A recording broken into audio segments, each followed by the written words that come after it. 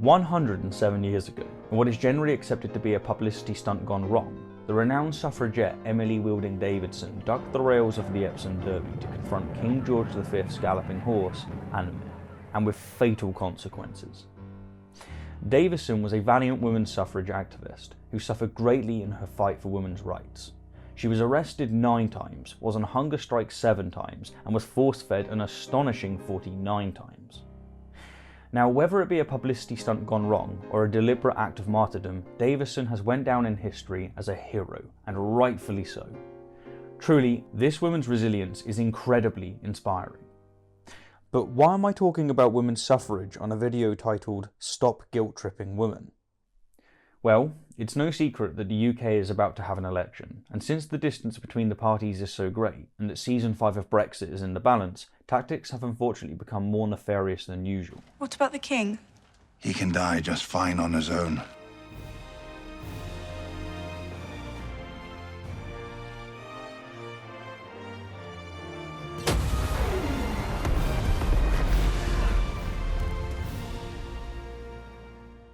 As in all elections, the tripe of "if you don't vote, you can't complain" is being regurgitated. I'm voting because when I was growing up, my father told me that if you don't vote, then you have to shut up. And in typical fashion, it's followed up with something along the lines of, "It's easy, just look at this totally unbiased and accurate comparison chart and vote orange."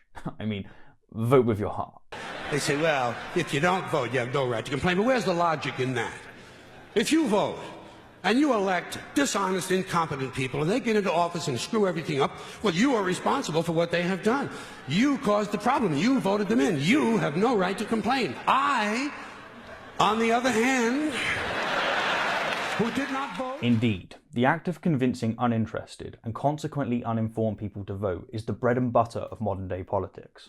And perhaps the most pernicious way in which ideologues attempt to achieve this goal is by guilt-tripping those who, upon a time, wouldn't have been able to vote, such as ethnic minorities and, of course, women. As women, when we don't vote, when we don't exercise this simple right, we stand on the same side as the guards and police that beat them.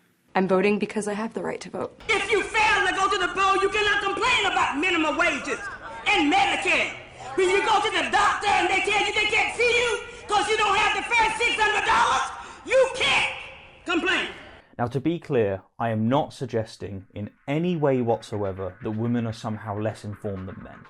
In fact, in my experience, women tend to be more informed.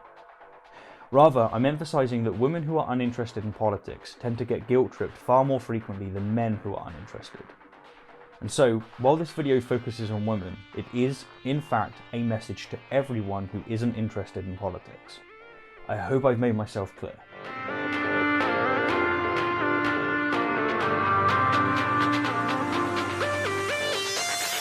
In a nutshell, the argument is that if you're a female, you owe it to the suffragettes to vote, as not doing so is an insult to their sacrifice. And the argument is often accompanied by the rhetoric of, brave women have given their lives so that you can have a say over yours. Now, this sentiment is certainly true, and there is a decent argument to say that the vast majority of us, not just women, owe it to our ancestors to find the time to read the manifestos. But the argument that we must vote simply because our ancestors couldn't is quite frankly dangerous sophistry. It's a ploy, and a manipulative one at that. Now, unfortunately, the 3 closest women in my life have had this ploy levied at them over the last week, and for a short time it successfully guilt-tripped 2 of them into thinking that they must vote, despite the fact that they're simply not interested. Conversely, none of my disinterested male friends have had to deal with this nonsense. Hence, my central thesis for this video is this. If you don't feel comfortable voting, for whatever reason, then don't. And don't be made to feel guilty. Abstaining is absolutely fine. Now, in respect of your time, I'll get straight to explaining why. While British women didn't receive equal voting rights to men until 1928, the 1918 Representation of the People Act states that a woman shall be entitled to be registered as a parliamentary elector, with the key word being entitled. The ever-sparkling trophy of the brave suffragettes is precisely the entitlement, not the act. What matters is that women have the right to vote, the opportunity should they want it. They, you, do not have to vote. In fact, a crucial part of having a right is that one does not have to exercise it. If one is forced to exercise it, then it's not a right at all, it's an obligation. So that's my first response. My second response is an application of the reductio ad absurdum. In 2018, brave Saudi women won the right to drive vehicles, but that doesn't mean that all Saudi women have to drive vehicles as to not insult their victory. Or to extend this argument to most British men, prior to 1918, men who didn't own property couldn't vote, but after a lot of blood and tears, I, now can. But I don't have to. I have the right, the opportunity, and that, my fellow apes, is what matters. The truth is that those who encourage uninformed, apathetic, and disillusioned people to vote simply because they can are at best passionately mistaken and are at worst deliberately trying to manipulate people into voting because they believe that they'll likely do so in their favour. But here's the thing, if one is presented with a plethora of rotten fruit, it is perfectly fine to eat none of them.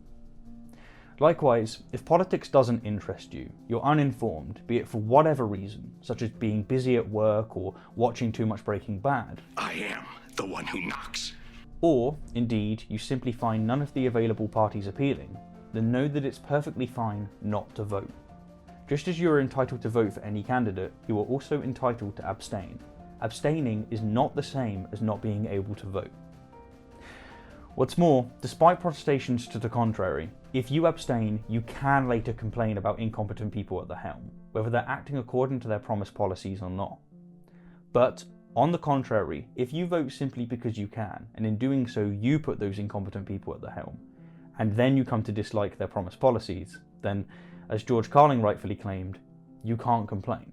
You caused the problem. You voted them in. You have no right to complain. I, on the other hand...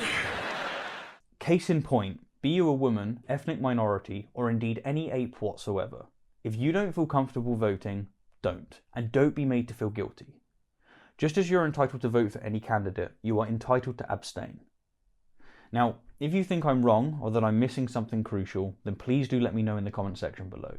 I am, as always, cognizant of the fact that I might be mistaken.